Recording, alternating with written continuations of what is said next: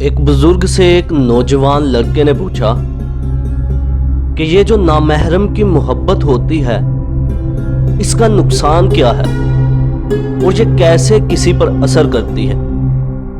بزرگ نے جواب دیا، نامحرم کی محبت نشے کے انجیکشن کی طرح ہوتی ہے جس کو رگوں میں لگایا جاتا ہے اور یہ نشہ آہستہ آہستہ خون میں گردش کرنا شروع کر دیتا ہے۔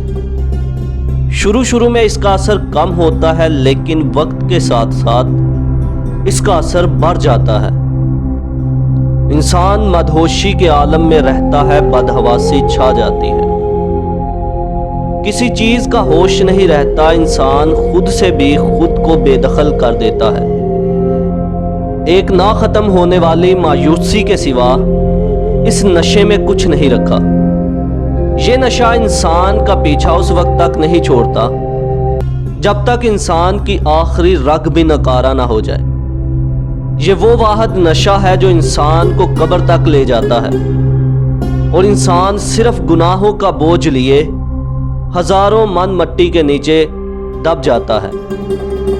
اللہ پاک مجھے آپ کو نامحرم کی محبت سے دور رکھے، آمین۔